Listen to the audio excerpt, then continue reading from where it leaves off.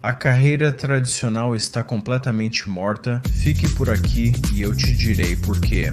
Olá a todos, sou Brian do A Life After Layoff e hoje quero falar sobre a carreira tradicional e por que ela está desmoronando e provavelmente está completamente morta neste ponto. A maioria de nós aprendeu que devemos escolher uma carreira aos 18 anos, dedicar 40 anos sendo leal à empresa, receber nossa aposentadoria e então nos aposentar no final da vida. E claro, essa lealdade está acima de tudo e esperamos o mesmo do empregador. Contudo, para a maioria de nós no ambiente de trabalho atual, isso simplesmente não existe mais. Na verdade, eu diria que a carreira tradicional está completamente morta. Neste vídeo, explicarei por que isso aconteceu e o que podemos fazer a respeito no futuro. Antes de prosseguirmos, se você quer aprender a recuperar o controle da sua carreira e agir com mais autoridade e convicção em vez de ser reativo, confira minha newsletter gratuita. Nela, compartilho dicas práticas sobre como abordar sua busca de emprego e carreira com mais autoridade e convicção. Se você está buscando emprego ativamente ou se preocupa com sua carreira a longo prazo, esta newsletter é definitivamente para você. Não se esqueça, é totalmente gratuito, espero vê-lo lá. Muitos de nós lembramos de nossos avós ou pais trabalhando em longas carreiras tradicionais. Aos 18 anos, eles entram no mercado de trabalho e conseguem o primeiro emprego sem muito esforço, seja por nepotismo ou apenas preenchendo um currículo básico e entregando-o pessoalmente na recepção. Naquela época, talvez fosse chamado de departamento de pessoal, mas eles eram contratados imediatamente sem muitos problemas. Então, eles seguem para uma gratificante carreira de 45 anos, com um ótimo plano de aposentadoria. Eles têm uma festa de despedida. Todos lhes desejam o melhor, partem rumo ao pôr do sol em seu Winnebago e vão para a Flórida comprar imóveis à beira-mar por uma fração do preço atual. Em voz baixa, eles resmungam que os jovens simplesmente não querem trabalhar. Em seu tempo, lealdade, trabalho duro e perseverança eram os valores mais importantes. Isso falta nas gerações atuais. E naquela época, os empregadores tratavam seus funcionários com um grau de lealdade e vice-versa. E esperava-se que fosse esse o caso. Eles não demitiam pessoas constantemente. Se você não fosse ótimo em um trabalho, eles te transfeririam para outro departamento e tudo ficaria bem. Mas atualmente, em uma era de gratificação instantânea, onde tudo precisa estar acessível e se resultados não são imediatos, a preocupação se volta para o próximo ciclo de notícias ou relatório de ganhos. Mesmo com um grande sucesso no ano anterior, você poderia estar na linha de corte no próximo. É um ambiente que valoriza as suas contribuições recentes. Acredito que isso esteja relacionado a um mundo excessivamente conectado, com dados instantâneos ao alcance e coisas se movendo ainda mais rápido, inclusive empregos. Se você olhar como as contratações aconteciam antigamente, a contratação era algo muito localizado. Havia uma empresa baseada em uma região onde as pessoas geralmente trabalhavam para um ou dois dos principais empregadores locais. É por isso que houve muito nepotismo. Você conseguiu uma oportunidade na fábrica por conhecer alguém que trabalhava lá ou porque seu pai te levou junto com ele. Atualmente, estamos extremamente conectados em uma economia global com o surgimento de sites de empregos e LinkedIn, entre outras ferramentas. Em alguns casos, as pessoas candidatam-se a milhares de empregos globalmente no conforto de suas casas. Isso é uma mudança drástica em relação ao passado. Isso explica parte da dificuldade de se conseguir emprego atualmente. Você compete com milhares de pessoas no mundo inteiro. Então a competição é muito mais acirrada. Além disso, as empresas têm a mentalidade de curto prazo do que você fez por mim recentemente e este ciclo de demissões. Se você não conhece o ciclo de demissões, o que notei é que elas costumam acompanhar o ritmo da economia. Então você tem um ponto de partida e a economia vai expandir e as empresas incham e incham e incham. Normalmente, um evento significativo leva empresas a demitirem em massa, ajustando seu tamanho para então retomarem os negócios. Observei que esse ciclo ocorre em cerca de 10 anos. No entanto, parece que está encurtando e se movendo exponencialmente mais rápido. Então isso não é necessariamente uma coisa boa para o funcionário médio. No final dos anos 90 ocorreu a bolha da internet.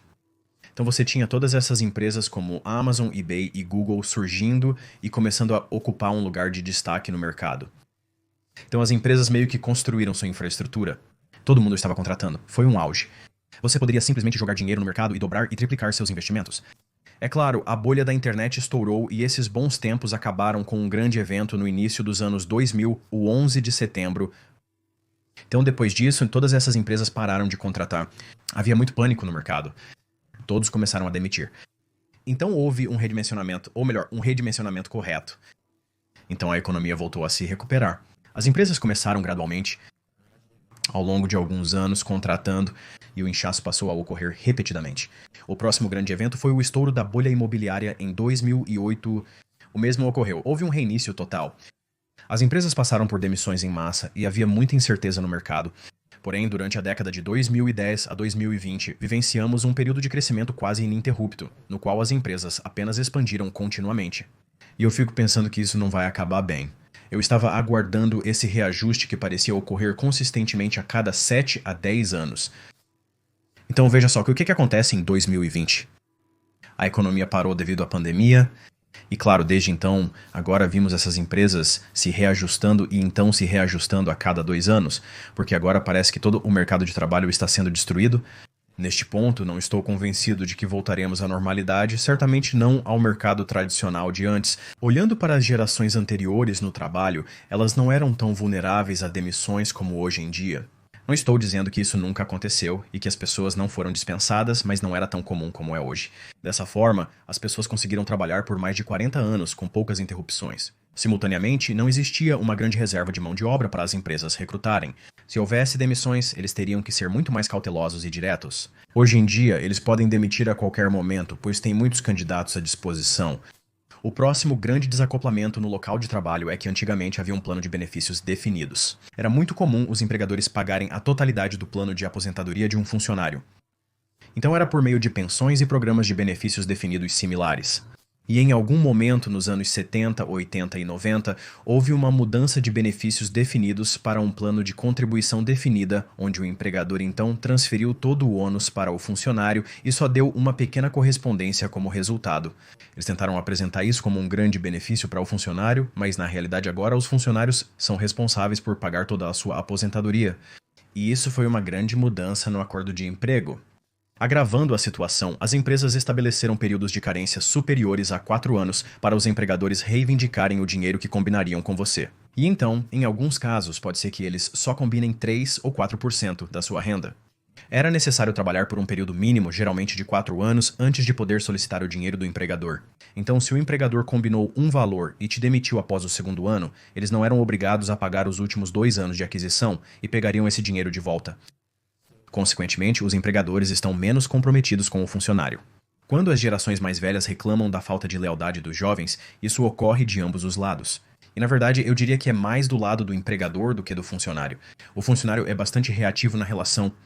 O empregador agora está demitindo pessoas sem aviso prévio porque agora eles têm uma gama mais ampla de candidatos do que nunca tinham nos anos 70, 60, 50. Além disso, eles não estão pagando pelos programas de aposentadoria como antes. Então não há um senso de lealdade. Eles se desvincularam do funcionário e se libertaram muito mais dessa amarra.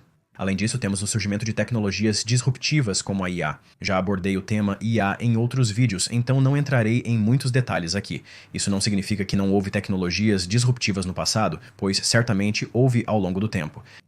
Em nossas gerações, e eu incluiria as gerações que se aposentaram recentemente, nunca houve uma tecnologia mais disruptiva para entrar na conversa sobre força de trabalho do que a inteligência artificial.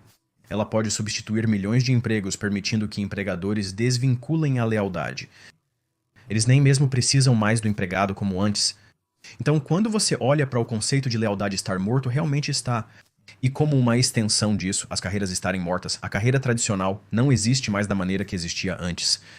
E vamos encarar, nunca voltará ao que era antes. Como resultado, a forma como abordamos o trabalho está mudando drasticamente e evoluindo cada vez mais rápido. O que espera as gerações que ainda estão no mercado de trabalho? Acredito que tarefas de curto prazo se tornarão muito mais comuns. A ideia de mudar de emprego provavelmente vai ser um pouco menos tabu porque, vamos encarar, as pessoas estão sendo demitidas antes mesmo de aparecerem para o primeiro dia de trabalho. Como esperar que as pessoas tenham currículos sólidos se você está sempre demitindo-as? Se uma empresa demite funcionários e depois o mesmo gerente de contratação que os demitiu começa a eliminar candidatos por terem mudado muito de emprego, é uma posição bastante hipócrita.